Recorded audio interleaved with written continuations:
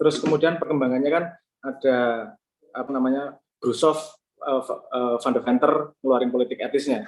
Karena kalau dihitung-hitung dari sudut pandang sumber daya, penjajahan dengan militer, dengan kekuatan itu juga tidak efektif. Karena militer dan senjata itu mengeluarkan cost, ada harganya. Jadi sumber daya yang diambil, tapi juga ada kerugian dalam apa namanya penataan tersebut. Jadi gimana kalau kita tetap bisa ngambil sumber dayanya, tapi tidak melalui peperangan, tanpa harus dikontrol oleh senjata, sehingga cost-nya itu tidak. Bentar. Teman-teman, Ibu dan Bapak masih dengar suara saya kah? Clear ya? Masih suara saya masih aman ya? Oke, berarti Mas Abrang putus nih. Bentar-bentar.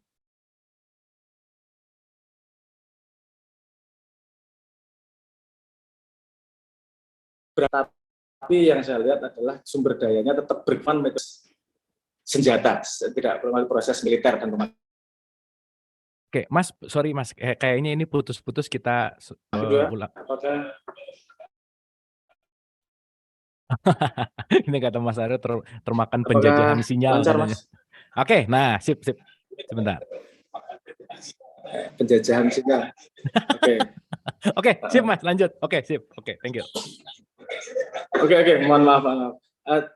Tadi core-nya kan bagaimana sebenarnya peperangan dasarnya kan perebutan sumber daya, itu aja sih.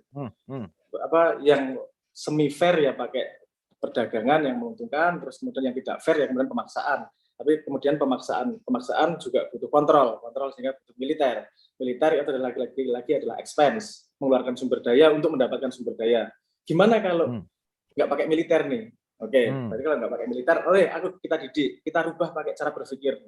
Kalau cara berpikirnya adalah kemudian sumber daya tetap berpindah, tanpa mereka tahu bahwa sumber daya berpindah, itu tetap penjajahan kalau tidak disadari oleh manusianya nih. Objektifnya tetap sama, perpindahan resources yang tidak adil, tapi tidak lagi terasa ada pemaksaan karena ada yang namanya dalam tanda petik ilusi dari pilihan. Dan menurut saya pilihan itu adalah ilusi juga. Ini pembahasan yang panjang juga. Apa namanya? Nah, dalam keadaan modern ini, kalau kita penjajahan berarti kan harus ngomongin objeknya. Itu sekarang sudah tidak kacamata yang tidak tepat lagi karena apa namanya state. Kalau dulu kan state menjajah state yang lain. Belanda menjajah Indonesia, Belanda menjajah sebuah tempat endemik tertentu. Dan kita tahu sekarang dalam keadaan modern state itu sudah kalah kuat sama yang namanya kapital. Dulu state dibutuhkan agar kapital mekanisme kapital terjaga, sepemahaman saya gitu. Tapi ketika kapital sudah sangat kuat dan teknologinya sudah memungkinkan untuk terjadi global trade dan kekuatannya bisa lebih besar daripada negaranya, sekarang negara state yang kemungkinan besar dikontrol oleh kapital. Jadi kalau ngomong dijajah, siapa yang menjajah kita nggak mudah ngomongnya, karena kapital sendiri juga berperang dengan perusahaan A, berperang juga dengan perusahaan B. Sama-sama mencari konsumen. Apakah kita bisa ngomong kalau itu kemudian penjajahan? Karena ini nggak gampang juga nih. Karena ketika kita memilih sebuah produk, itu sepertinya pilihan kita. Walaupun dalam tanda petik kita dijajah cara berpikirnya. Entah dijajah atau enggak ya, karena kita dipengaruhi dalam tanda petik. Seolah-olah pilihan kita, tapi resources berpindah sesuai dengan yang diinginkan oleh pihak tersebut. Nah, misalnya saya kasih contoh konsep yang disebut sebagai planned obsolescence. Keusangan yang direncanakan. Keusangan yang direncanakan. Ini konsep yang lahir modern ini. Misalnya HP, salah satu HP, nggak enak ngomongnya nih. Yang kasus paling besar kemarin yang terakhir ternyata OnePlus juga kena, tapi ya kasus terbesarnya keluar dari Apple. Kita ngomongin lah masalah kemarin kan ada kasus bahwa ketika ada yang keluar baru produk baru, produk lamanya diperlambat dengan update operating sistemnya. Itu kan keusangan yang direncanakan, walaupun sebenarnya tidak usang, walaupun dia punya argumentasi bahwa ini untuk mengamankan si pengguna, tapi efek ekonominya adalah orang merasa HP-nya terlalu usang untuk beli yang baru. Nah, kita bisa nggak nih memasukkan ini sebagai kategori terjajah? Karena kalau dalam cara berpikir seperti ini, untuk menjadi merdeka, satu-satunya jalan dari keluarnya penjajahan adalah ketercerahan, consciousness, kepahaman terhadap peta, sehingga kita tahu bagaimana stakeholder dalam society bergerak nih, dan kita perannya di mana nih. Misalnya salah satunya pengguna Facebook. Facebook jualan apa sih? Kenapa kamu bisa gratis pakai Facebook? Karena sebenarnya kamu menggunakan Facebook itu adalah aset yang digunakan untuk Facebook untuk jualan iklannya. Sehingga sebenarnya asetnya adalah penggunanya. Apakah penggunanya bisa dikatakan dijajah? Karena dia sebenarnya diberi servis juga. Tapi pertanyaan, apakah servisnya itu sesuai dengan apa yang kemudian dia menjadi asetnya? Apakah itu sesuai dengan servis yang diberikan? Nah, ini karena semakin abstrak dunia modern ini semakin tidak mudah mendefinisikan mana yang terjajah, mana yang tidak. Jadi karena bentuk penjajahan terus bergerak, tidak mungkin kita dijajah dengan cara strategi yang lama. Karena kalau strategi yang lama kita pasti sudah tahu. Ini saya kasih contoh misalnya belok agama sedikit ya Mas ya. Contohnya gampang soalnya. Apa tidak mungkin kalau kita sekarang disuruh nyembah batu, nyembah apa namanya? Berhala, pasti kan nggak mau. Berhala pasti karena kita tahu sudah berhala itu apa namanya nggak baik, buruk. Ngapain nyembah berhala? Karena yang dilihat berhala adalah batu, sehingga tidak mungkin kita menyembah batu nih posisinya. Tapi ada translasi loh ini. Konsep yang sebenarnya berhala menurut saya bukanlah urusan batunya, tapi urusan menyembah yang bukan selain yang satu itu. Menyembah itu apa? Jadi menyembah dalam tanda petik, ya ini bahasa kultural ya. Menyembah bahwa konsentrasi penuhmu, masa depanmu dan hidupmu itu didedikasikan pada satu benda tersebut. Nah, kalau bahasa Inggrisnya, misalnya modernnya gimana terjemahannya? Sebenarnya kita masih menyembah berhala, tapi orang nggak pada paham. Padahal sudah kelihatan nih sambungannya. Berhala, karena berhalanya sudah berubah bentuk. Apa berhalanya? Bahasa Inggrisnya berhala itu idol. Dan sekarang kita punya banyak macam idol, bahkan dikonteskan idol. Bagaimana kita sangat menyembah itu idola kita sangat ke dia. Karena bentuknya sudah bukan lagi batu, kita jadi kemudian tidak merasa bahwa itu menyembah berhala. Padahal kosakatanya sama-sama idol nih. Cuman kita nggak melihat konsep di belakangnya sebenarnya. Begitu juga yang terjadi dengan penjajahan. Kita dijajah setiap hari dalam tanda petik. Pendidikan itu kalau mau ngomong ya penjajahan. Kalau mau di frame seperti itu. Kenapa? Karena kalau ini kalimatnya siapa ya? Saya lupa. Kalau salah kalimatnya Einstein yang mengatakan umur kita dari 0 sampai 18 tahun itu waktu untuk mengumpulkan asumsi. Asumsi itu yang akan digunakan untuk kemudian berpikir selanjutnya jadi fondasi. Ketika untuk sampai umur 18 dididik dengan seragam, berarti cara berpikir kita sebenarnya sudah dibentuk dari awal. Kalau kita sudah dibentuk seperti itu, menjajahnya gampang karena kita tahu asumsi dia seperti apa, dia makhluknya seperti apa, tak kasih gini akan bereaksi seperti apa. Menjajahnya dengan sangat mudah. Kolonial diganti dengan kata pembangunan saja sudah nggak kelihatan bahwa itu hal yang sama, cuma dengan framing yang berbeda nih. Saya bisa cerita ini banyak contohnya ketika sekitaran Perang Dunia Kedua lah, ketika jalur perdagangan putus dari Amerika ke Indonesia, bagaimana runtuhnya industri kopra kita dan seterusnya, itu penjajahan yang sangat halus dalam tanda petik karena pakai frame narasi kesehatan, narasi kebaikan, narasi segala macam itu, walaupun outputnya yang diharapkan oleh mereka, diharapkan oleh yang mengeluarkan narasi tersebut. Nah, untuk memahami penjajahan ini semakin halus dan semakin abstrak dan semakin membutuhkan pengetahuan yang semakin luas. Karena saya berani menjamin nih, penjajah pasti lebih tahu dari kita kalau dia bisa menjajah. Seperti zaman dulu, yang bisa menjajah pakai pistol, pasti yang dijajah ya nggak punya senjata seperti itu. Jadi kita kalau melihat ke belakang menjajah seperti apa mudah, tapi kalau melihat keadaan sekarang dan ke depan, kita harus benar-benar belajar untuk tahu kita terjajah dari sudut pandang mana. Yang paling gampang, hampir semua dari kita terjajah pakai notifikasi WA. Seberapa kamu bisa independen, ada ting WA, kamu tahan setengah jam nggak akan aku buka. Itu independensi diri terhadap notifikasi aja agak berat.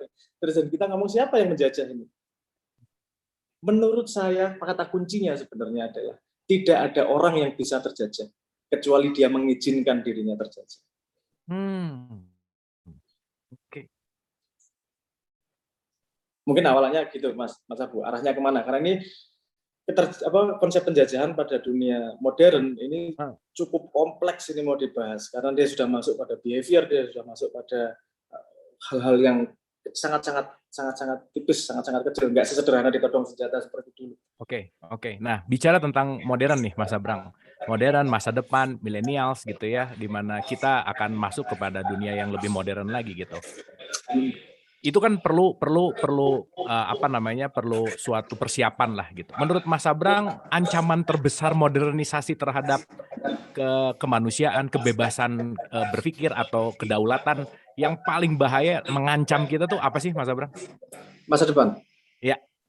Ketidakmampuan kita untuk tumbuh dengan maksimal, ketidakmampuan kita mengkonversi potensial menjadi aktualisasi dalam pertumbuhan. Itu hampir di segala zaman sih. Tapi menurut saya sekarang potensinya sangat kelihatan nih, betapa informasi segitu banyak, tapi kita tidak mampu mengkonversi itu menjadi pertumbuhan yang maksimal nih. Karena hilangnya kejajahan, penjajahan dan keterjajahan itu hanya akan datang kalau orang-orangnya sudah memang bangun nih. Kakak sama adiknya aja bisa jajah kok kalau kita ngomong konsep jajah yang gitu. Orang tua ke anaknya bisa di framing dalam menjajah, di framing dalam mendidik juga bisa. Dua-duanya bisa benar dari sudut pandang yang mana. Kita butuh objektivitas dan butuh pengetahuan untuk bisa melihat itu pada posisi presisi yang tepat. Nah, kita sekarang pada posisi berbahaya begini menurut saya. Sepemahaman saya, perkembangan peradaban itu selalu duluan antara consciousness sama teknologi. Consciousness maju duluan menghasilkan teknologi. Teknologi maju duluan, dia menghasilkan posibilitas yang akan dimasukin consciousness untuk kemudian menjadi next peradaban berikutnya. Keadaan sekarang adalah keadaan di mana teknologinya lebih maju daripada consciousness-nya. Siapa nih yang bisa memanfaatkan? Contohnya misalnya sosial media yang saya katakan. Itu memberi kesempatan semua orang bicara, itu memberi kesempatan orang terbaik untuk bisa bicara. Tapi juga memberi kesempatan untuk orang terburuk juga bisa bicara. Nah, ini keseimbangan ini kan kenapa jadi kita belum menemukan balance ya, karena teknologinya udah maju duluan. Sementara kesadaran kita untuk menggunakan teknologi secara optimal itu masih ketinggalan di belakang. Ini yang paling bertanggung jawab sebenarnya pendidikan, mekanisme pendidikan. Saya nggak ngomong institusi pendidikan ya, mekanisme pendidikan. Tapi untuk mereka bisa mendidik, mereka harus orang yang paling aware duluan sebelumnya dididik. Padahal kita semua termasuk anak baru nih di dunia modern ini. Kita semua kaget ini. Ada gini ya. Itu yang paling cepat mengkomprehensi yang akan bisa membuka posibilitas baru. Oke. Nah, tadi menarik Mas Abrang antara consciousness dan teknologi gitu ya. Boleh jadi teknologi yang maju ini justru malah tidak membuka atau tidak menyadarkan si consciousness untuk tumbuh gitu ya. Sehingga ya itu tadi kata Mas Abrang bahwa orang yang terbaik bisa bicara, orang yang terburuk bisa bicara gitu. Nah, kembali gimana nih kita menghadapi perkembangan teknologi yang sangat dinamis gitu ya, sangat cepat banget gitu. Di sisi kitanya menurut Mas Abrang harus gimana nih kira-kira? Silakan. Kita sebagai personal atau kita sebagai society ini?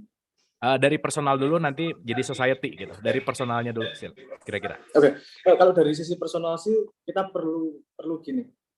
Untuk bisa ngomong benar salah, untuk bisa melakukan sesuatu benar atau salah. Itu kan kita harus punya untuk melakukan etik itu kita harus punya moral. Untuk bisa melakukan benar salah, kita harus bisa membedakan mana benar salah. Kalau kita nggak bisa membedakan, kita nggak akan bisa melakukan benar salah. Jadi kita harus bisa membedakan. Untuk bisa membedakan benar salah, kita harus punya nilai sebagai pegangan. Nah, nilai apa yang kita pegang? Mau nilai agama boleh, mau nilai hukum boleh, mau nilai adat istiadat terserah.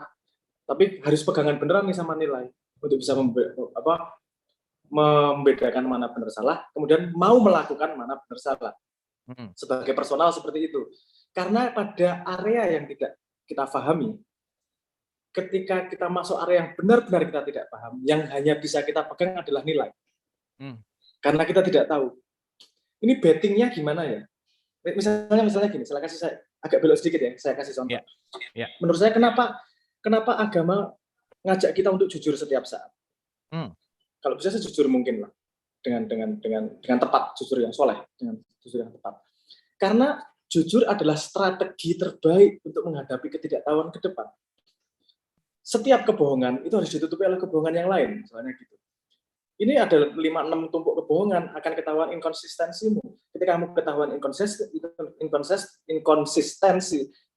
inkonsisten dalam society, kamu tidak akan punya kredibilitas. Ketika kamu tidak punya kredibilitas dalam society, kamu tidak punya tempat dalam society.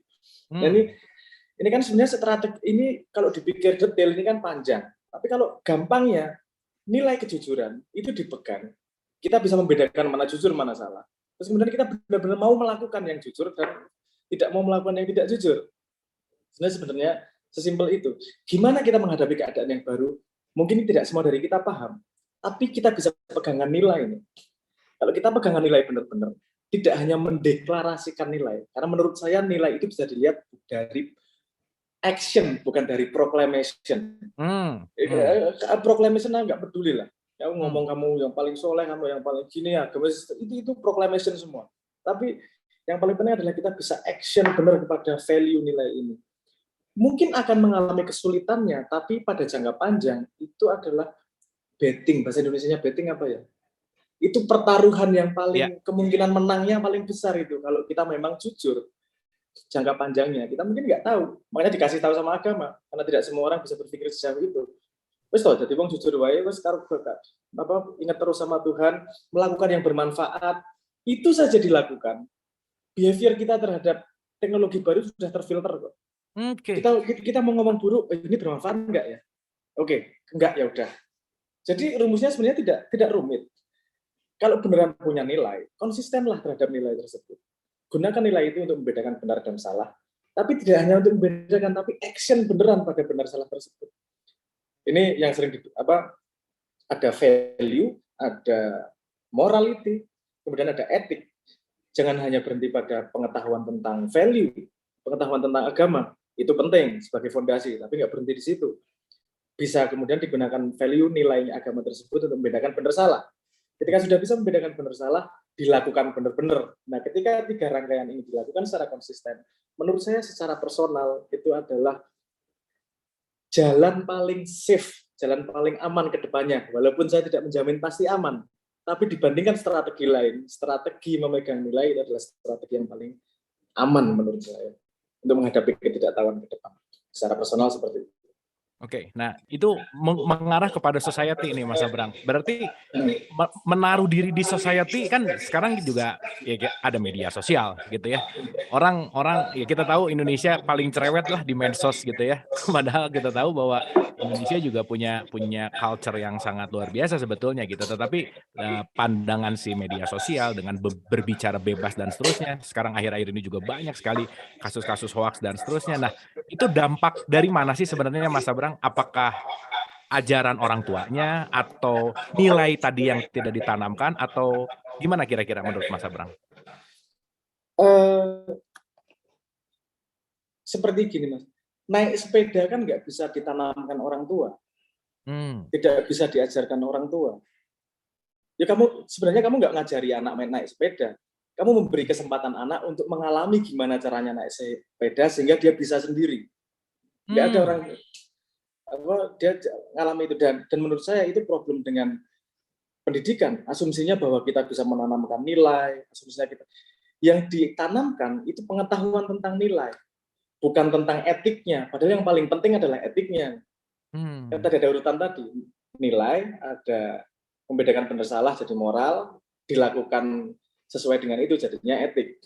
Kan pada etiknya pendidikan kita dan kebanyakan menurut saya yang saya dengar itu menanamkan nilai kepada anak dan seterusnya, ini kan pada nilai. Kamu tahu nggak berpengaruh kalau kamu tidak punya kebiasaan untuk follow through, untuk konsisten dengan value itu pada perilakumu. Nah, jadi itu yang membuat kita dalam tanda petik, nggak enak ngomongnya ini, dalam tanda petik rusak secara society. Karena sistem apapun tidak akan berjalan kalau orangnya tidak punya integritas. Apa integritas itu? Menurut saya integritas adalah apa yang kamu lakukan ketika tidak ada yang tahu bahwa kamu melakukan. Nah, jadi yang keluar adalah dirinya yang sebenarnya ketika kamu tidak ada yang tahu kamu melakukan. Jadi kalau dia sendirian sama ketika di publik, dalam tanda petik value-nya berbeda, nggak ada integritas tuh. Orang yang tidak ada integritas, jangan diharapkan dia konsisten pada sikapnya. Dan kemudian dia tidak akan konsisten juga pada benar salah. Ketika tidak konsisten pada benar salah, ada value lain yang siap-siap untuk diambil nih. Value untung rugi, value nilai untung rugi, ada nilai kepuasan emosi, ada nilai kegagahan yang semuanya kan fundamental daripada nilai yang universal yang diberikan oleh agama tersebut. Mungkin saya kalau agak kompleks ya, Oke, asik Mas, asik banget. Dan tadi waktu Mas Sabrang bilang benar atau salah, aku jadi keingetan dan mungkin pengen lagi dijelasin lebih detail. Mas Sabrang pernah bicara bahwa kita ini nggak pernah benar gitu, bahwa kebenaran itu nggak ada yang absolut. Dan Mas Sabrang waktu itu ingat waktu di Maiyah mana gitu ya, ngomongin tentang Dunning-Kruger effect lah salah satunya gitu, untuk keluasan berpikir gitu. Nah, kira-kira apa sih tips dari Mas Sabrang supaya kita bisa mengalir dalam kedinamisan kebenaran, karena kebenaran malam hari ini bisa usang besok pagi, sehingga ya kita bisa terus mengalir dalam kebenaran yang baru gitu. Menurut Mas Sabrang gimana? Oke, mungkin saya kasih ini bisa berangkat dari Dunning-Kruger effect itu tadi. Ya. Dan Dunning-Kruger effect adalah penelitian di mana menunjukkan bahwa ketika orang tidak tahu, dia justru PD-nya paling tinggi. Jadi grafiknya gini Mas, ketika dia pengetahuannya sedikit, ini PD-nya tinggi banget nih. Tapi ketika pengetahuannya sudah gede dikit, PD-nya jadi drop. Karena dia tahu bahwa dirinya tidak tahu. Nah, jadi terus kemudian dia belajar lagi, terus kemudian menjadi PD lagi. Tapi PD karena pengetahuan. Nah, itu bisa menjadi indikator menurut saya. Indikatornya begini, kalau kita sudah sangat 100% yakin dengan kebenaran kita, itu indikator besar bahwa kita belum benar. Karena gini, sepemahaman saya, setiap manusia itu punya diberi Tuhan kesadaran yang unik, diri yang unik, pengalaman yang unik, latar belakang unik, dan semuanya unik.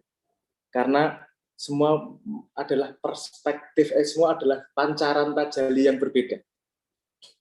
Merah, kuning, hijau, dan seterusnya. Mereka hanya akan menjadi putih kalau bersatu jadi satu. Kalau ngomong gitu, berarti saya hanyalah satu dari 7 miliar orang di dunia ini. Dan tidak mungkin saya tahu semuanya untuk bisa ngomong sesuatu benar secara absolut.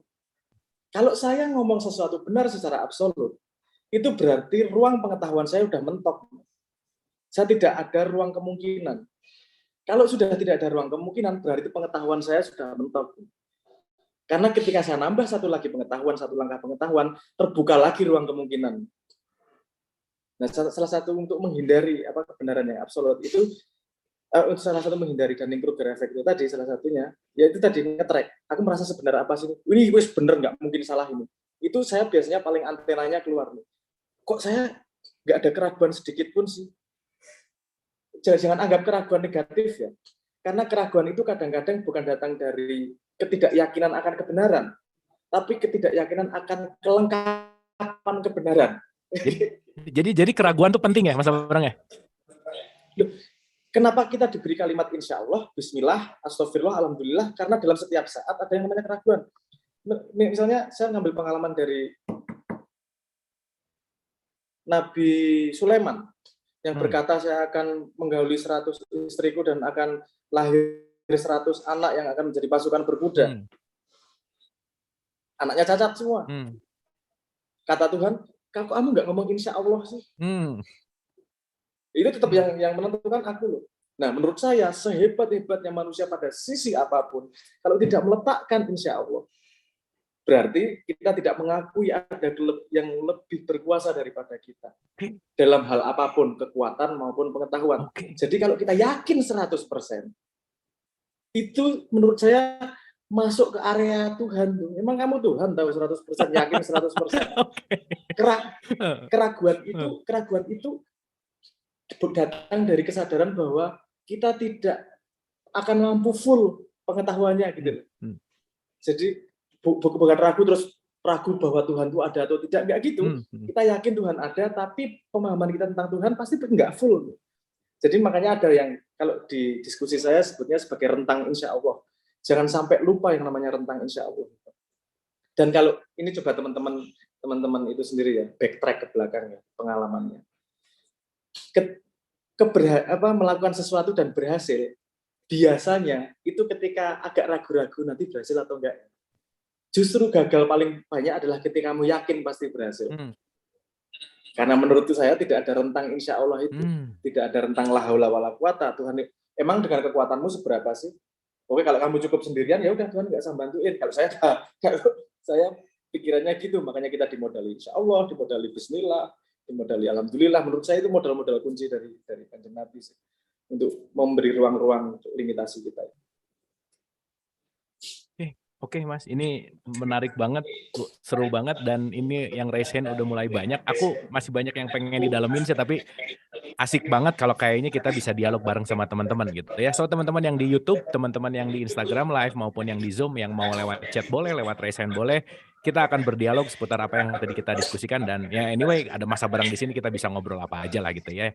Oke, kita ke Mas Aryo. Silakan Mas Aryo.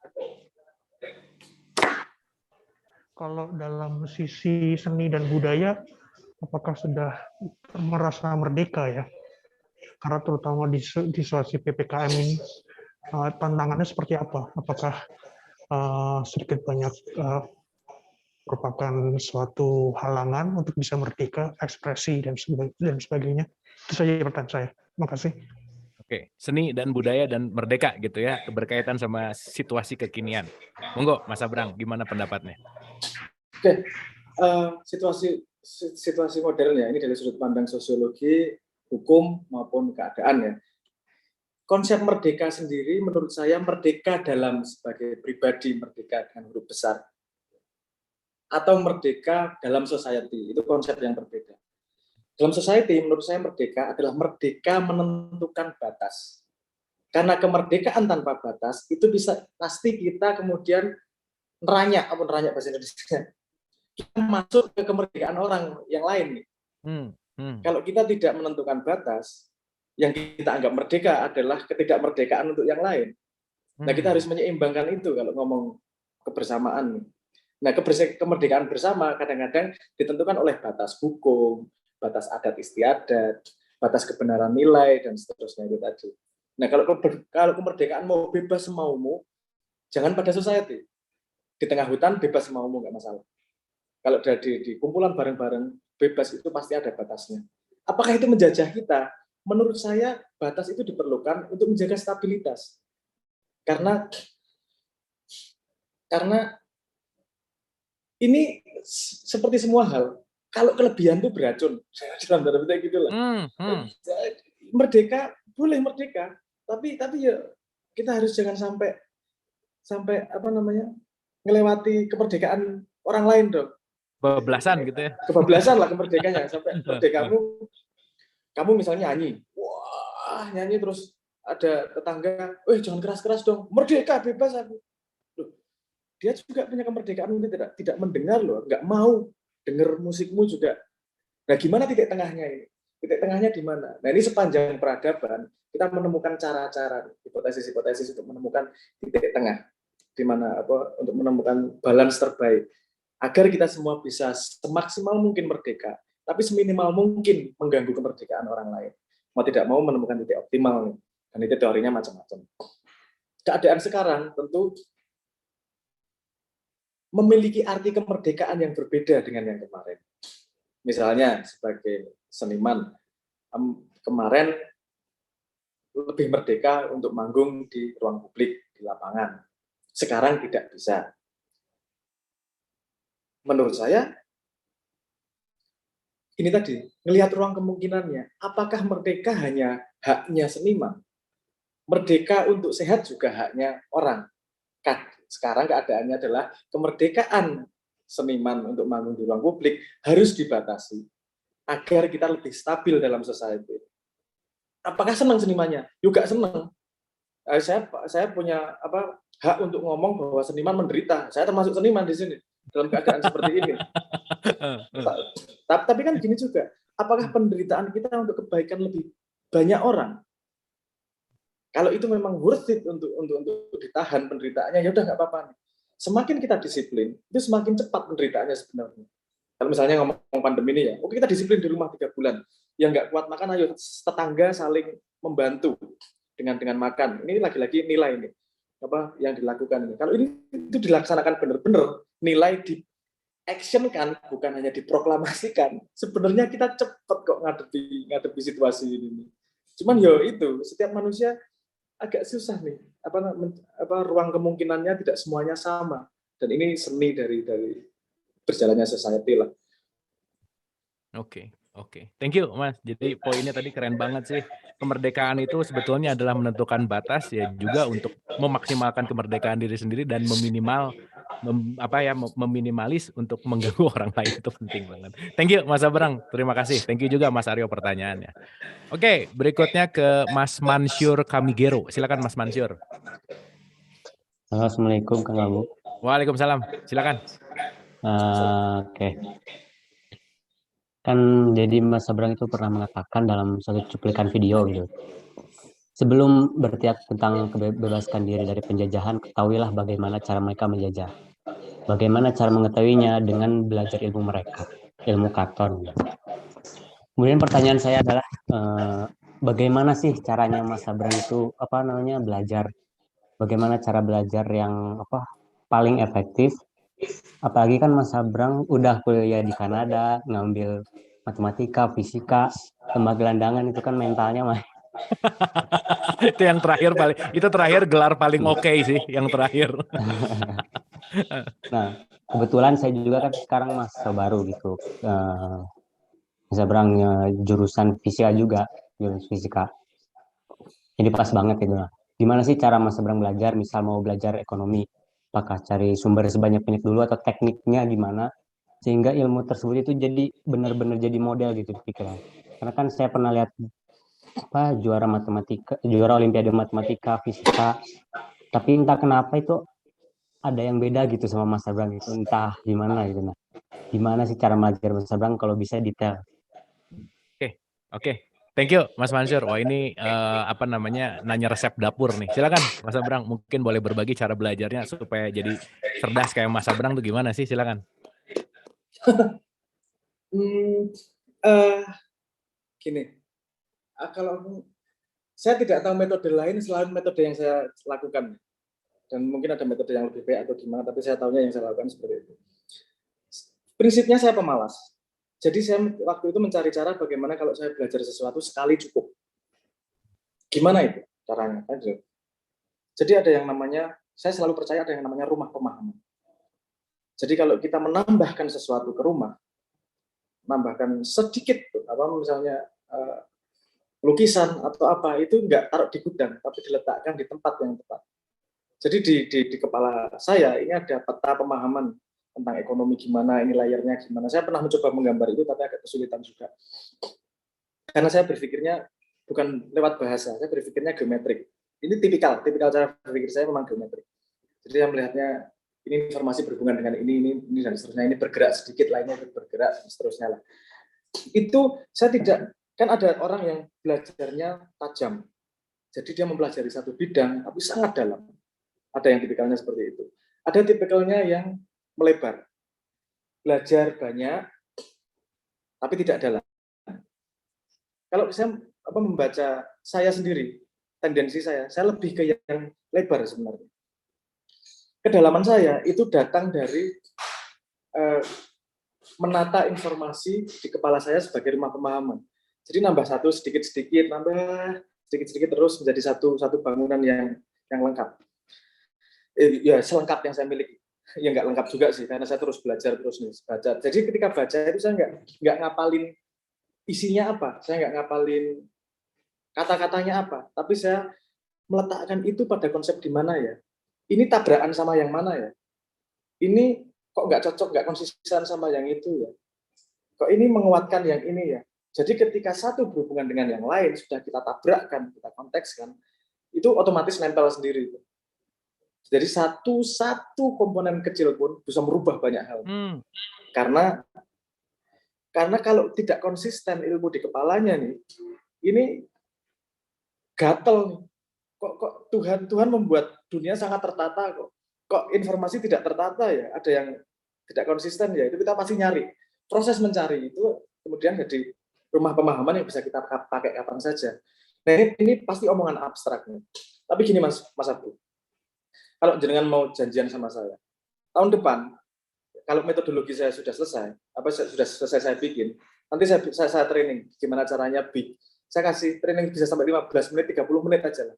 Itu bagaimana kebiasaan sehari-hari dengan tambahan alat yang kita pernah obrolkan jadwal custom itu untuk membangun frame pemahaman tanpa harus pakai modal IQ dalam tanda petik lah.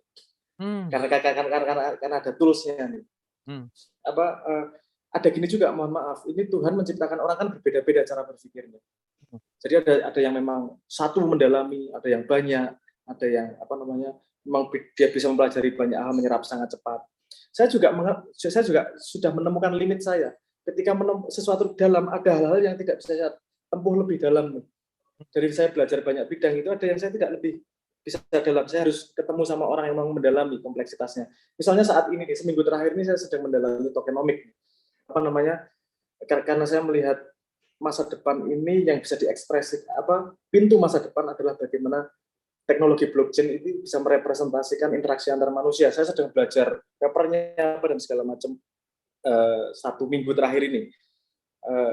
Biasanya gitu, aku senang sesuatu itu nyemplung sampai basah sampai basah setengah mati lah, sampai kemudian merasa grasping, tak dimasukin dalam konsepnya udah jadi ini di rumah pemahamannya, udah setelah itu ditinggal. Biasanya saya konsepnya seperti itu. Jadi kalau masuk nggak pernah setengah-setengah ya. Total kalau belajar. Salah satu contohnya, dan ini kadang-kadang bukan kontrol saya.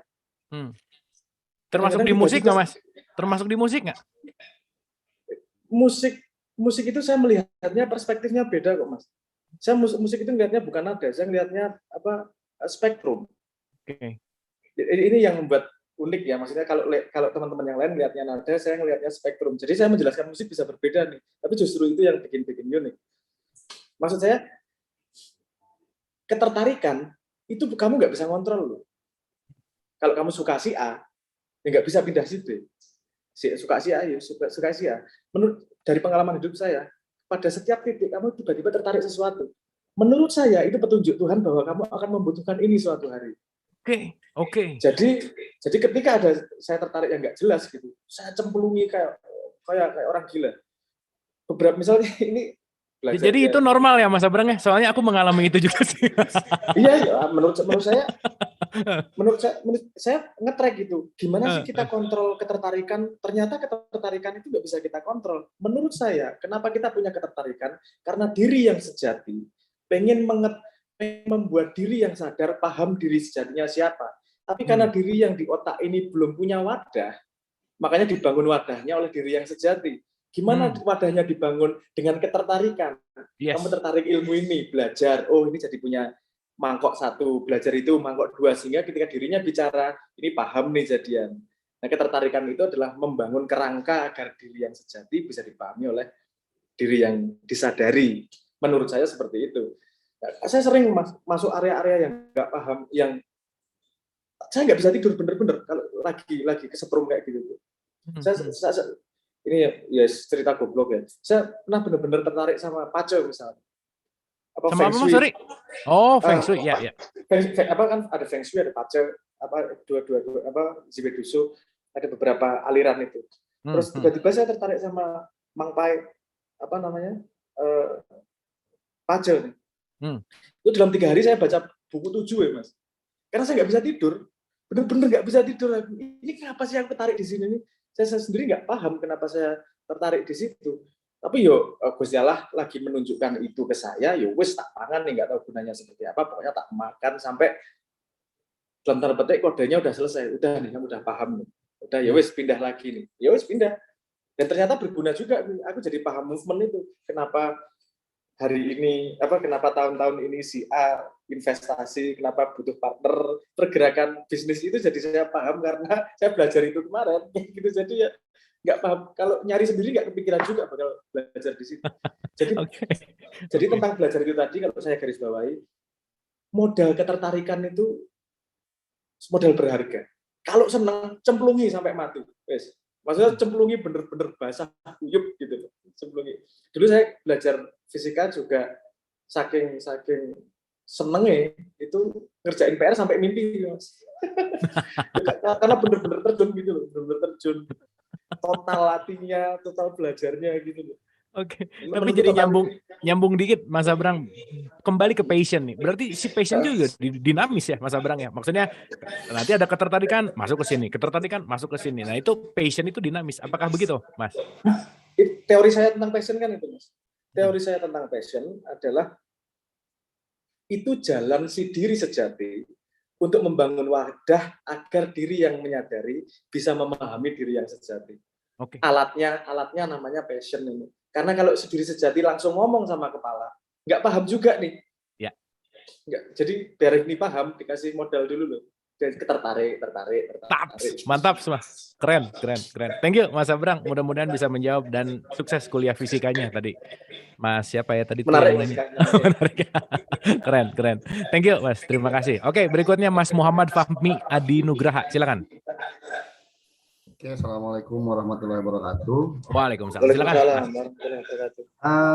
Tadi tertarik dengan pembahasan bagaimana membatasi sebuah kemerdekaan. Nah, terutama di dunia maya, di era digital dan di era pandemi, di mana orang-orang diam di rumah, bergaul di dunia maya, lalu memang semuanya sudah berbentuk digital. Kalau cerita Mas Abrang tadi kan yang dicontohkan itu main gitar berisik, lalu mereka ada yang marah secara langsung, enak, kerasa sakit hatinya tuh, kerasa kagetnya dimarahin orang kan enak tuh kan, sosial kan enak gitu. Nah sekarang semua orang hidup di dunia maya, terus kemudian ketika semua orang berdamai dengan bahwa kemerdekaan itu adalah kebebasan mereka berekspresi, kebebasan mereka berbicara tanpa ada batasan-batasan yang terasa langsung ke mereka, bagaimana cara pertama untuk mengetahui, kedua cara kita ingin tahu dengan mendapatkan informasi yang sederhana, karena kadang gini, ya kita akui bahwa kemampuan literasi kita juga nggak bagus nih ya, kalau misalkan dengan teori-teori juga malah jadi nggak ngerti gitu kan. Jadi akhirnya bagaimana cara kita cari, cara kita baca, lalu cara kita ngasih tahu orang nih tentang batasan itu dengan kondisi seperti ini. Itu sih, Mas Abrang. Thank you. Oke, untuk komunikasi dalam society berarti ya intinya ya poinnya. Silakan, Mas Abrang. Ini tadi, saya percaya bahwa sesuatu itu pasti di dunia ya, itu ada timbal balik bayarannya. Jadi saya mau ngomong itu dulu. Untuk memahami lebih dalam, kita harus membayar dengan belajar. Apakah benar-benar kuliah itu ngajari apa nilai yang diproklamasikan kan mengajari anak agar menjadi manusia yang budi luhur kan gitu proklamasi? Enggak juga kok. Sebenarnya dia hanya menyediakan tempat kepada siswa untuk siswa yang pengen lebih baik hidupnya dengan membayar dengan cara belajar. Sebenarnya itu dok. Bayarannya belajar. Jadi menurut saya, misalnya kita tidak mau memahami karena teorinya ruwet dan segala macam, ya itu pasti sesuai dengan bayar berapa, paham seberapa. Kalau nggak mau nyemplung dalam, ya pemahamannya sudah dapatnya nggak dalam. Nah itu menurut saya memang ada distribusi di masyarakat. Distribusi di masyarakat yang stabil sepanjang peradaban menurut saya dan pada lokalitas manapun. Bahwa ada yang menjadi memang ini kasar ya ngomongnya pakai Pareto nih. 10% dia bisa melihat ruang kemungkinan yang sangat lebar dengan pengetahuan menyerap dengan modal yang dikasih oleh Tuhan.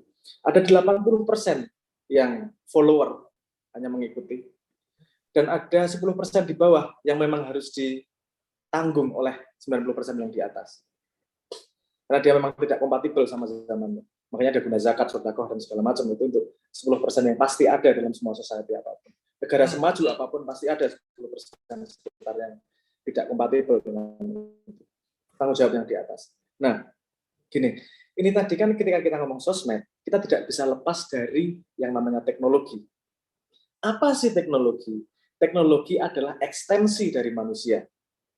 Ini saya urut ya, biar biar paham, kita nggak langsung ke tujuan. Kadang-kadang kita langsung jawab tuh bisa nggak ada artinya kalau nggak di-upload kayak gini. Oke. Apa namanya, sosial media itu adalah teknologi. Apa itu teknologi? Teknologi adalah perpanjangan dari manusia.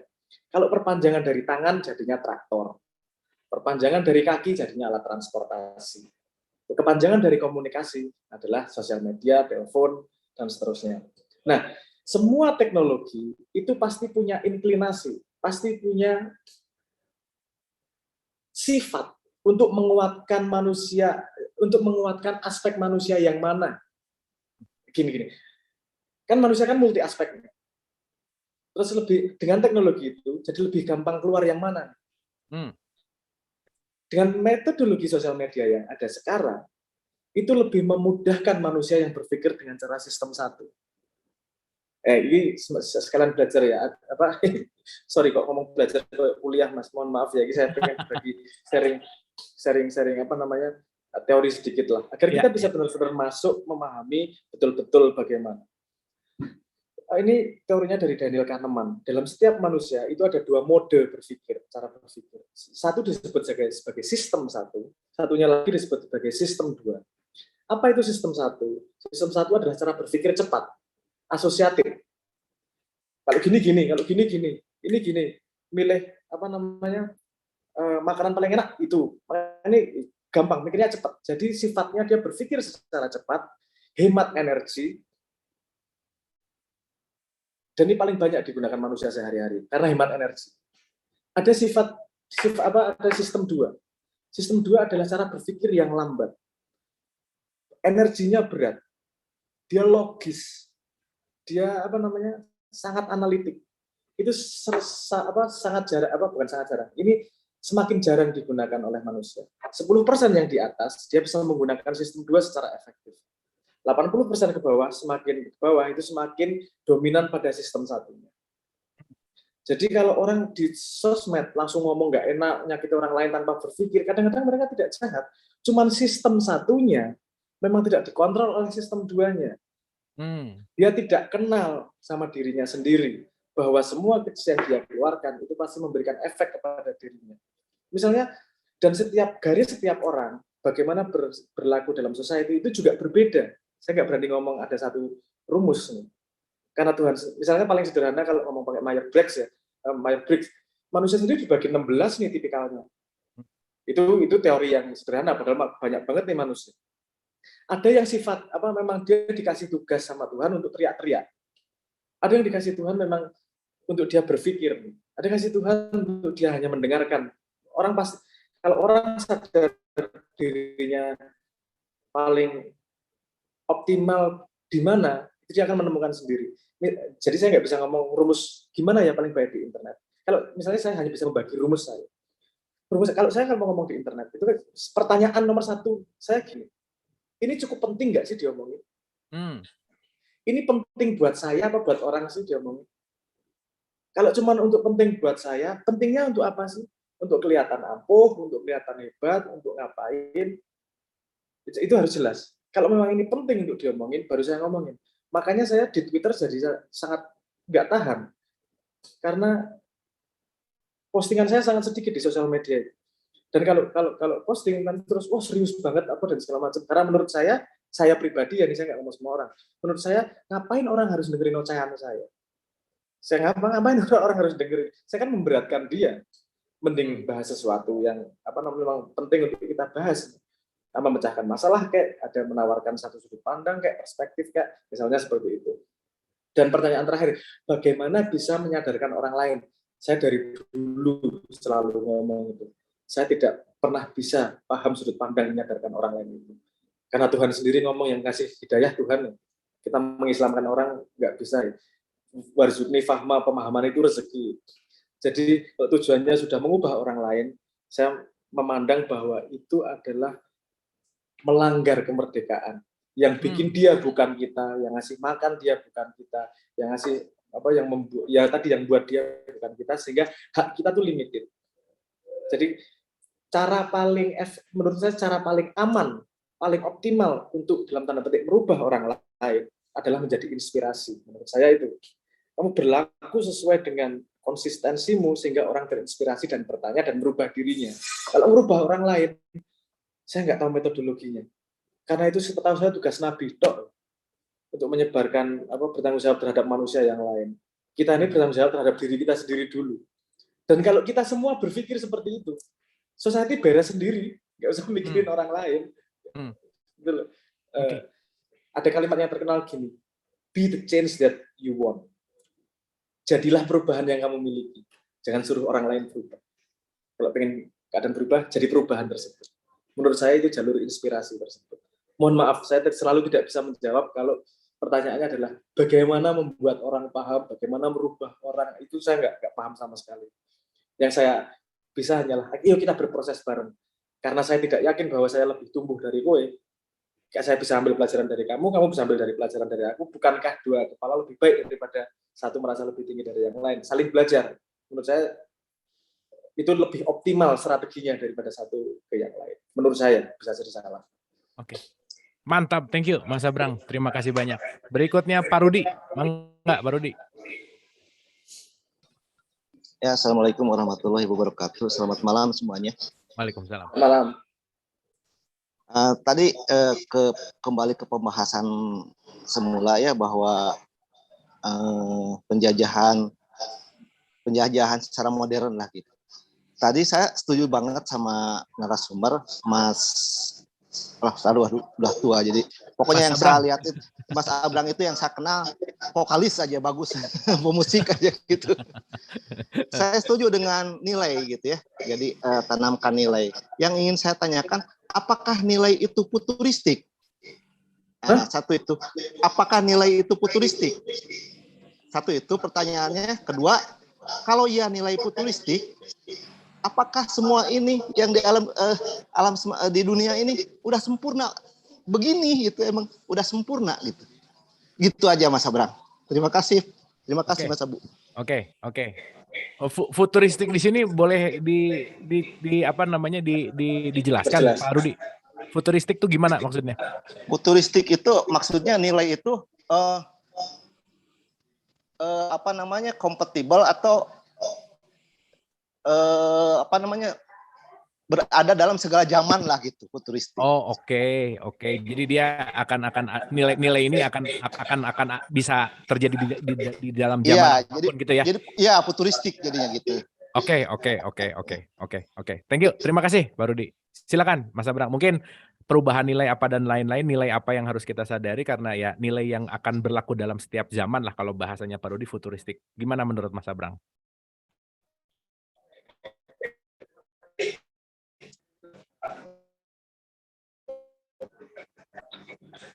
Oke, bentar ya teman-teman, Ibu dan Bapak, ini tampaknya suara saya masih oke?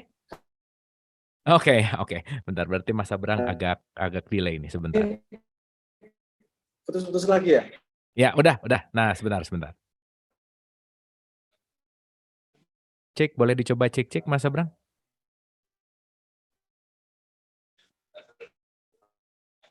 Halo. Belum, bentar.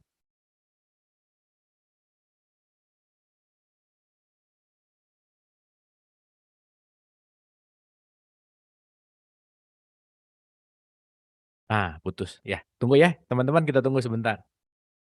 Wah, Pak Rudi pertanyaannya susah sih, jadi putus nih.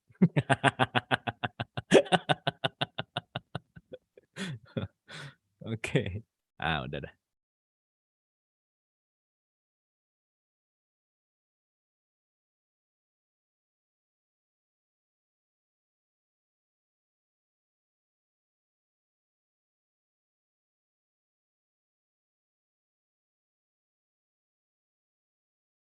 Oke, teman-teman, Ibu dan Bapak, kita masih menunggu rekoneksi ulang dari Mas Abrang. Tampaknya tadi putus, logout dulu, jadi ini mungkin lagi try to relogin. Oke. Seru ya kalau dengar Mas Abrang ngomong, asik. Nah. Oke, wait. Nah, sip.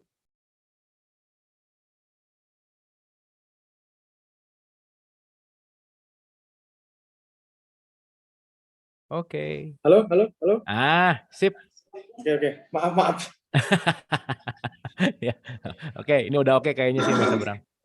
Sip. Monggo, silakan. Nilai itu disebut nilai karena dia universal menurut saya. Kalau dia belum universal, dia belum disebut sebagai wisdom, dia baru disebut sebagai knowledge, pengetahuan. Ketika dia universal, tidak terkungkung oleh ruang maupun waktu, dia baru disebut sebagai wisdom atau nilai tersebut. Makanya istilah lokal wisdom itu kadang-kadang saya nggak paham. Wisdom kok lokal? Wisdom itu ya universal pasti. Itu implisit definisi dari wisdom. Menurut saya seperti itu.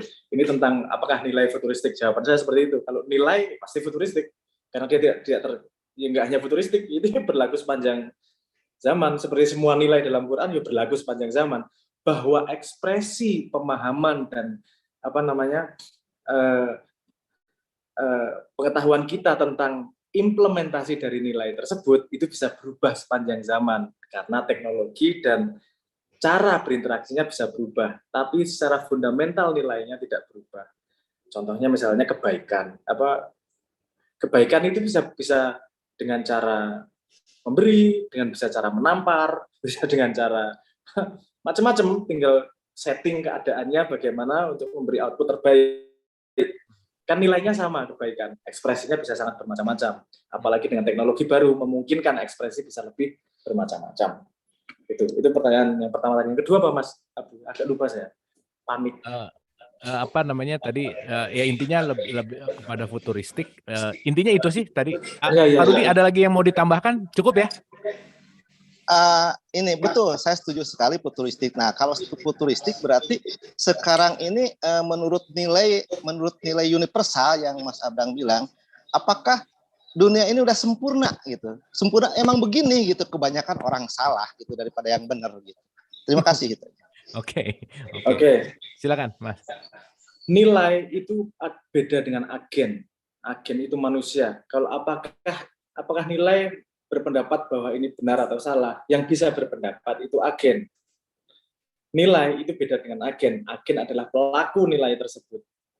Ketika orang mengaku Islam dan kemudian membunuh, yang salah bukan nilai Islamnya, yang salah adalah pelaku Islamnya. Beda antara nilai dan agen pelakunya. Jadi kalau ditanyain apakah menurut nilai yang futuristik itu sekarang sudah benar, itu petanya sudah tidak benar. Nilai tidak bisa berpendapat. Nilai adalah sesuatu yang kita pegang, kita ambil. Yang berpendapat adalah manusia. Manusia meng-align apa? Mengkongruenkan. Bahasa Indonesianya apa ya? Pemahaman. Jadi melihat nilai garisnya gini, keadaan sekarang garisnya gini, pas nggak ya?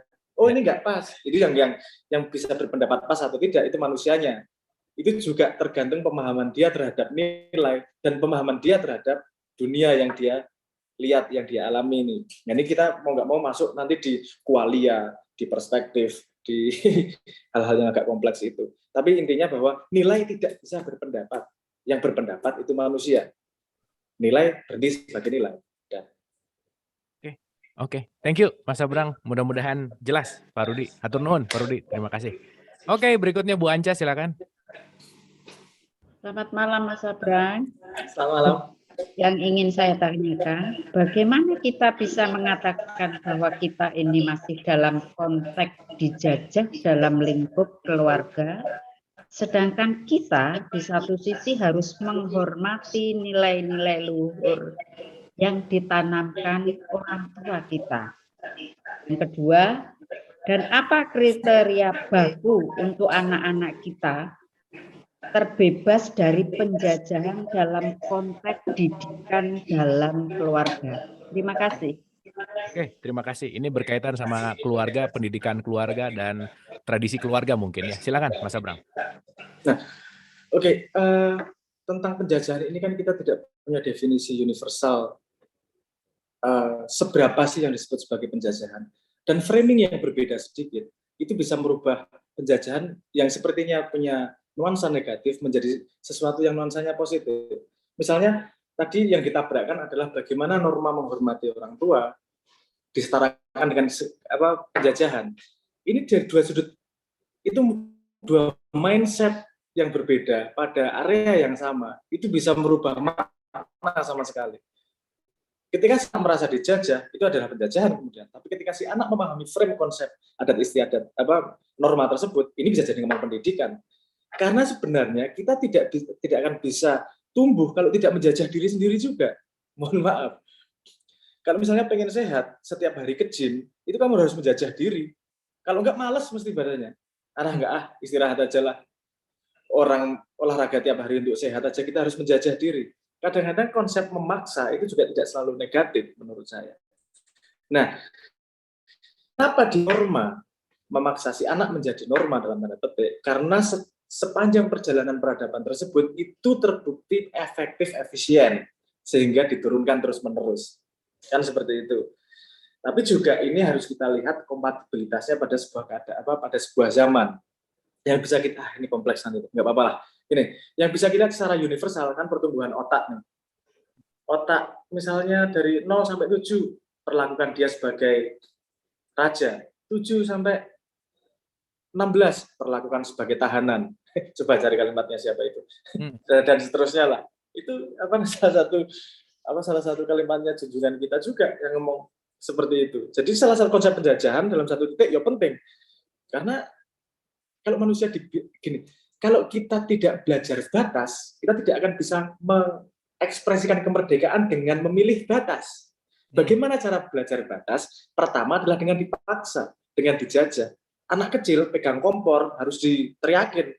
Penjajahan, bisa dikatakan penjajahan, dipaksa. Tapi itu untuk kebaikan dia sendiri juga. Kalau dia tidak belajar batas itu, dia akan terluka. Ada konsekuensi yang lebih buruk daripada daripada diteriakin, konsekuensi tangannya terbakar. Menurut saya, yang perlu diperbaiki bukanlah perilaku itu kalau ada dasarnya, tapi diajak si anak untuk berproses. Jadi ketika megang kompor, bukan ngomong nggak boleh, nggak baik. Diajak komunikasi. Kalau megang nanti panas, coba kalau nggak percaya pegang sebelah sininya nih panas nih sedikit dan seterusnya. Jadi argumentatif dengan bukti empiris. Itu menurut saya yang dilakukan seperti itu.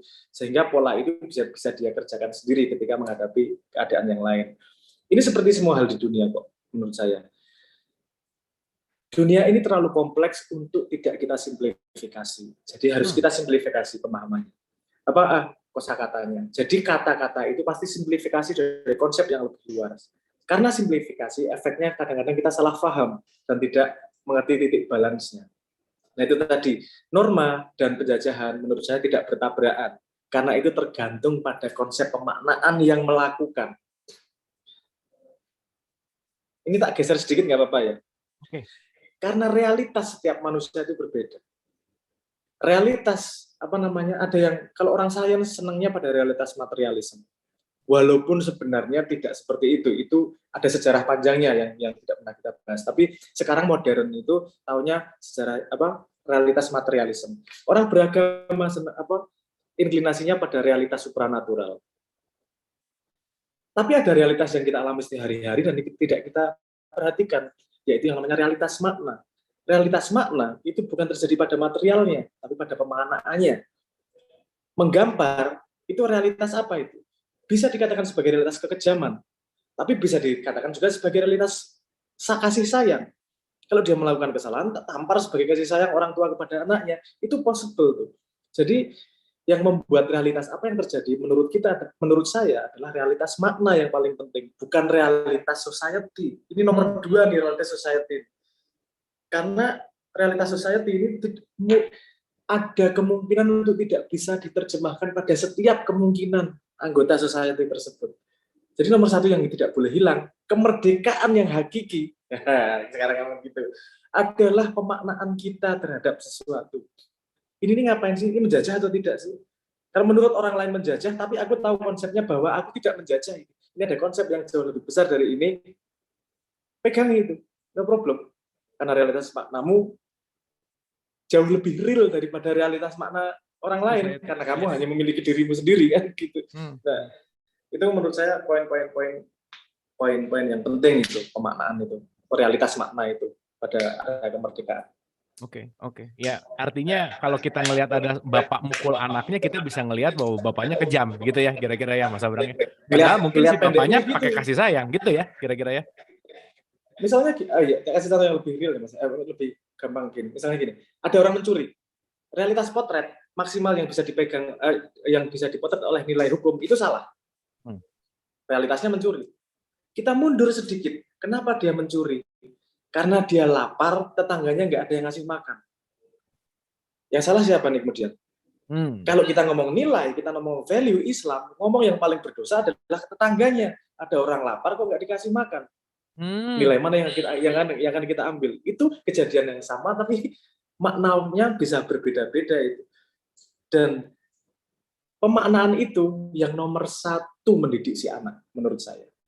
Kebiasaan memaknai, bukan konsep pengetahuan, tapi konsep pemaknaan yang dilakukan setiap hari. Menurutku itu yang membentuk bawah sadar dari si anak. Mantap, thank you Mas Abrang, terima kasih. Baik Kak, silakan. Oke, terima kasih Mas. Terima kasih Kang Abu.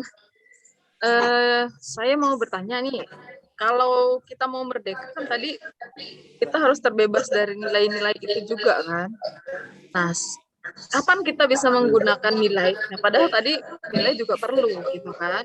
Kapan kita menggunakan nilai? Kapan kita harus jadi observer untuk bisa terbebas dari semua pembenaran atas makna yang kita pernah kenal gitu. Terima kasih Mas Abrang. Yes. Oke. Wah, ini asik nih. Silakan Mas Abrang. Kata kuncinya adalah gini, choice. Di modern, kamu melakukan sesuatu tanpa kamu sadari, itu penjajahan. Karena itu bukan choice-mu. Seolah-olah itu choice-mu. Makanya tadi saya bilang, ilusi dari choice. Kita harus memegang nilai. Pertanyaannya, apakah itu kesadaranmu memegang nilai? Apakah hanya tekanan society? Apakah hanya karena iklan yang tidak disadari? Misalnya, atau pengaruh dari koran dan seterusnya. Untuk bisa independen berpikir dan benar-benar memilih, itu kan butuh yang namanya pengetahuan, butuh yang namanya ini. Walaupun kemudian akhirnya nanti pilihannya sama dengan yang diiklankan, menurutku nggak masalah. Tapi itu choice-mu. Kemerdekaan kan pada pilihan. Kalau kita tidak punya opsi yang mana yang dipilih, kita dipenjara tanpa tahu penjaranya di mana. Kalau kita tahu pilihannya, oh ada 10 pilihan, dan ternyata si penjajah milih A, dan aku secara sadar, A yang memang paling bagus kok. Kamu tidak dijajah kemudian. Tapi karena itu kesadaran choice, kesadaran ini tadi loh, kesadaran yang kamu sadari, ekspresi dari kesadaran adalah memilih. Untuk bisa memilih, kamu tahu pilihannya. Untuk tahu pilihannya, belajar. Memahami banyak hal. Urutannya gitu. Jadi kemerdekaan tidak harus lepas dari nilai, nggak mungkin. Manusia nggak mungkin juga lepas dari perspektif personal. Kualia, itu nggak mungkin sama sekali. Karena yang manusia mutlak miliki adalah subjektivitas. Dan untuk bisa operate hidup secara efektif, kita harus memegang nilai. Dan nilai itu biasanya dipegang oleh tidak hanya sendirian, ada intersection dengan orang lain. Pertanyaannya adalah, kamu memilihnya dengan sadar atau tidak? Kalau dengan sadar, berarti kamu tahu opsinya. Kalau itu berarti kamu merdeka. Karena kemerdekaannya pada pilihannya, bukan pada mengikutinya. Oke. Ya mungkin kalau dikaitkan sedikit, misalkan nilai agama bisa aja cuma dogma gitu ya, Mas Abrang ya? Kalau tidak tahu pilihannya. Iya. Kalau dari lahir cuma tahu itu doang, dan itu yang paling benar, kamu gini, kalau tidak ada kesempatan berbuat buruk, apakah berbuat baik berharga? Kalau tidak ada iblis yang menggoda keburukan, pilihanmu baik bukanlah bukti bahwa dirimu memilih yang baik, karena tidak ada pilihan nih. Menurut saya, salah satu kasih sayang Tuhan untuk menumbuhkan manusia secara tepat adalah dengan diciptakannya iblis. Kenapa? Iblis memberi pilihan buruk. Kalau ada pilihan buruk dan baik, dan kita memilih baik, kita sudah choice nih. Kita memang sudah memilih yang baik. Kalau tidak ada pilihan buruk, seperti di surga, menurut ini akan kontroversial nih, tapi cari narasinya banyak dari banyak perspektif. Ada yang mengatakan surga adalah diktator yang soft dictatorship. Kenapa? Karena kalau untuk tumbuh kita harus make choice. Ketika tidak ada pilihan buruk, apa harganya pilihan baik? Karena itu hanya tidak ada pilihan yang lain. Jadi mulai sekarang jangan mengutuk iblis lah. terima kasih sama iblis. Dia memberi kesempatan kita untuk tumbuh. Bener Mas. Thank you Mas. Iblis seneng nih dengerin ini. Oke, terima kasih Mbak Eka, terima kasih. Teman-teman, Ibu dan Bapak, ini pertanyaan masih banyak banget, yang raise hand masih banyak banget, tapi mohon maaf sekali mungkin ini terakhir karena udah jam 20.56, jadi Mas Dimas mungkin akan jadi penanya terakhir kita malam hari ini. Silakan Mas Dimas. Ya, Assalamualaikum. Waalaikumsalam. Abu. Ya, silakan Mas. Tadi nyambung dikit tentang ketertarikan. Itu aku ada pertanyaan Mas untuk Mas Abrang. Jadi perbedaan law of attraction sama free will itu apa sih Mas sebenarnya Mas? Jadi ini sebenarnya pertanyaan yang pengen sekali tak tanyakan ke Mas Abrang, cuman baru kali ini mungkin ada kesempatannya. Terima kasih. Assalamualaikum. Oke, thank you Mas Dimas. Wah, ini panjang ceritanya nih. Oke, silakan Mas. Asem. Jadi kamu bahas law of attraction ini panjang ini. Ini lagi-lagi tadi penyederhanaannya. Apa namanya penyederhanaan konsep law of attraction itu. Jadi take with grain of salt lah. Ya, apa bahasa Indonesia apa ya? Diambil tapi ya juga dianalisis. Gini, coba di sini ada yang pernah punya istri hamil atau perempuan yang sedang hamil. Coba tanyain, ketika hamil banyak orang hamil enggak? Biasanya akan menjawab, saya banyak menemukan bahwa banyak orang hamil ya ketika dia hamil. Itu bisa ngomong law of attraction, bisa. Karena saya hamil jadi banyak yang hamil juga. Bisa ngomong gitu. Tapi bisa ngomong ini bias persepsi. Karena kamu sedang mengalami hamil, tuning dari perhatianmu adalah orang yang seperti dirimu. Jadi statistiknya sebenarnya sama. Jadi statistiknya sebenarnya sama aja, cuman kamu sensitif aja dalam keadaan itu. Ya. Jadi law of attraction ki yo ono bener tapi enggak menurutku saya membaca bukunya juga. Oke untuk dijadikan way of thinking, tapi menurut saya kurang lengkap. Harus ada aspek tambahannya di situ untuk melengkapi gambar yang besar itu. Tapi untuk motivasi, untuk guide pegangan biar nggak galau-galau amat ya kayaknya ada harapan gitu nggak masalah. Nyeneng-nyeneng kayak itu. Tadi tentang law of attraction sama apa tadi? Free will. Oh, free will. Nah, ini tadi ngomong ini tadi. Area pemaknaan. Kita udah pernah ngomong soal ini tentang free will ini. Karena menurut saya free will itu bukan pilihan ke depan. Ke depan tuh kita nggak punya pilihan. Kamu milih kopi atau gula? Kopi atau teh? Milih kopi. Kenapa kamu milih kopi? Itu pilihan saya. No, kamu cuma nggak bisa nge-track dirimu sendiri. Karena pengalamanmu dulu kopi lebih enak daripada teh. Kenapa kopi enak? Karena mungkin sebuah pengalaman tertentu membuat itu lebih enak. Ini ada penelitian dari Benjamin Libet kalau mau dicari lebih lanjut. Menurut penelitian dia bahwa keputusan itu sudah keluar sekitar, saya angkanya bisa salah, sekitar 38-40 milisecond sebelum kita menyadari pilihan itu. Jadi keluar sendiri pilihannya, terus kita sadar pilihan itu memilih kopi lah. Kalau pilihannya keluar tanpa kita sadari, terus bisa kita mengakui bahwa itu pilihan. Kan itu keluar sendiri. Nah, menurut saya, ini aku sharing menurut saya, belum tentu benar ya. Ini menurut saya, pemahaman saya, itu keluar dari bawah sadar. Terus pertanyaannya kemudian, bawah sadar itu terbangun dari mana? Bawah sadar itu terbangun dari pemaknaan kita terhadap pengalaman. Letak free will adalah bagaimana memaknai apa yang sudah terjadi.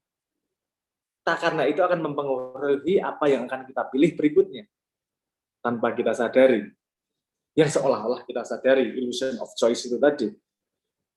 Tapi free will itu arahnya ke belakang, ke yang sudah terjadi, ke hak. Misalnya gini, digambar itu tadi. Ketika digambar Bapak, saya punya free will untuk memberi pemaknaan. Ini pemaknaannya Bapak benci sama saya, Bapak memberi pengalaman sama saya, Bapak iseng sama saya, terserah. Tapi satu pilihan terhadap pemaknaan akan mempengaruhi bawah sadar sehingga mempengaruhi langkahmu berikutnya. Di sini ampuhnya agama, Mas. Di sini ampuhnya agama, menurut saya. Yang saya moga-moga semakin banyak yang bahas. Ini, Kalau semua output dari kita adalah apa yang terjadi di bawah sadar, definisi dari bawah sadar adalah sesuatu yang kita tidak menyadari. Kalau kita tidak bawah sadar, tidak menyadari, bagaimana kita bisa membentuknya? Orang kita tidak sadar kok. Agama memberi metodologi untuk membentuk bawah sadar yang paling efektif, efisien untuk manusia. Makanya kalau beneran melakukan agama, nilai ya, bukan proklamasi agama, nilai agama, itu akan membentuk manusia dengan menghasilkan manusia yang efektif untuk berperang pada zaman apapun. Wah, aku sangat yakin itu. Contohnya gini, itu tadi. Kita disuruh kusnudun, berprasangka baik. Sederhana aja sebenarnya. Tapi artinya apa? Kalau kita memaknai sesuatu dengan baik, artinya kita membentuk bawah sadar menjadi mesin tertentu yang akan melihat sesuatu ke depan dengan cara tertentu dan membuat keputusan-keputusan dengan keputusan yang berbeda. Ini semua keputusan yang kita ambil, itu dasarnya dari pemaknaan terhadap apa yang sudah kita maknai sebelumnya. Kita nggak bisa ngontrol bawah sadar. Agama memberi semua triknya. Tanpa tahu bahwa itu ngontrol bawah sadar. Kalau kita dikasih tahu itu ngontrol bawah sadar, malah budet nanti. Agama gampang-gampang aja. Berprasangka baik, bersyukur, terus rajin sholat, itu ada fungsinya semua untuk bawah sadar itu. Saya kagumnya pada agama itu, ini semua sebenarnya metodologi untuk membentuk bawah sadar ya. Output bawah sadarnya akan menjadi manusia yang sangat efektif, manusia istiqomah, nggak gampang loro hati, dia tahan banting dan seterusnya itu nggak perlu dibentuk dengan pendidikan macam-macam, hanya melakukan itu. Bismillah, alhamdulillah, astagfirullah, berprasangka baik, pandai bersyukur, dan itu semua yang kita sudah dengar dari kecil. Itu sebenarnya metodologi yang sangat efektif untuk membentuk bawah sadar, dan kita belum memaknai agama sedalam itu. Itu sambungan agama dengan psikologi sebenarnya. Dan kapan-kapan suatu saat lah kalau simbolik udah jadi dan siap jalan, saya pengen kerja sama teman psikologi dan orang agama ya tersambung gini. Ada beberapa titik sambungan di sini yang sudah tak bayangkan sebelumnya. Itu bisa diteliti lebih jauh. Mantap, Mas Sabrang, terima kasih. Boleh tepuk tangan dulu buat Mas Sabrang. Kalau ngobrol sama Mas Sabrang sampai pagi juga kayaknya nggak akan cukup ya. Luar biasa malam hari ini. Oke, dengan pertanyaan terakhir dari Mas Dimas tadi mengakhiri jumpa kita malam hari ini sama Mas Sabrang seperti biasa. Ini hal yang paling susah buat Mas Sabrang sih biasanya. Final statement untuk episode 319, silakan. Silakan, Mas. Oke, tadi premisnya adalah keterjajahan dalam dunia modern. Tapi sebenarnya dalam menurut saya resiko terjajah itu besarnya sama pada setiap zaman. Karena yang paling bisa menjajah diri adalah musuh terbesar dari diri, yaitu dirimu sendiri. Ketika diri sudah tidak mau melihat diri secara objektif, kita akan terjajah tanpa sadar bahwa kita terjajah. Saya paling senang kalimatnya Ali. Pada setiap suatu kejadian yang kamu tidak sukai, setiap kesalahan, coba cari salahmu di mana. Itu awal-awal yang menjadi pegangan saya untuk melihat ke dalam. Apa sih? Dalam diri saya seberapa banyak sih yang choice pilihan saya, seberapa banyak yang cuman saya mengadopsi pilihan tersebut. Ketika kamu mengenal dirimu sungguh-sungguh, tidak akan ada orang yang bisa menjajahmu. Walaupun kelihatan seperti terjajah, itu adalah pilihan untuk sesuatu yang lebih besar. Jadi agar tidak terjajah, kuncinya sudah disediakan agama sebenarnya. Kenali dirimu sendiri, karena musuh terbesar adalah dirimu sendiri. Yang mengizinkanmu terjajah adalah dirimu sendiri, yang tidak disadari. Man arafa nafsahu faqad arafa rabbah. Oke, mantap, luar biasa. Boleh tepuk tangan untuk Mas Sabrang. Mas Sabrang, hatur nuhun. Terima kasih banyak malam ini. Super mind blowing. Terima kasih dan terima kasih. Next kita bahas sesuatu yang lebih seru lagi. Sukses buat simboliknya Mas Sabrang. Nanti kalau udah oke, kita bisa bongkar dan kita bisa cerita-cerita tentang simbolik di sini untuk spreading. Tahun depan sip. Oke. Tahun depan udah episode 500-an lah. Amin. Thank you Mas Sabrang. Boleh tepuk tangan untuk Mas Sabrang. Terima kasih.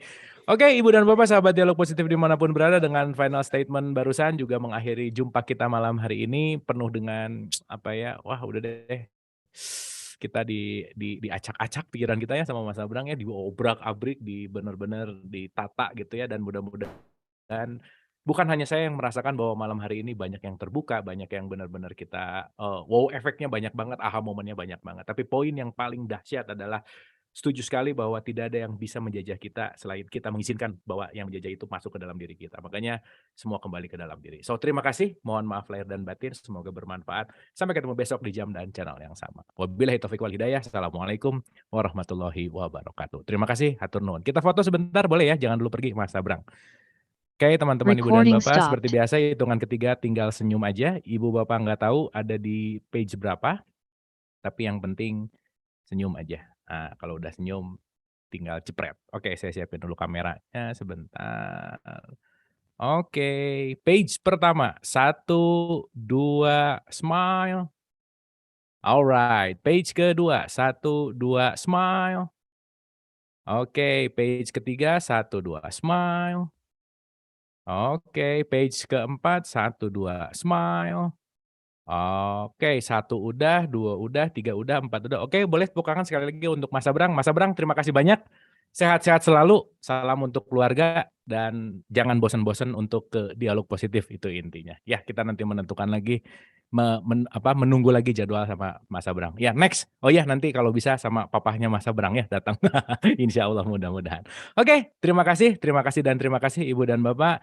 Sekian malam hari ini, acara resminya seperti biasa udah selesai, tapi ada lagu penutup sama ada satu quotes yang bisa membuat inspirasi untuk kita. So enjoy the song, enjoy the quotes.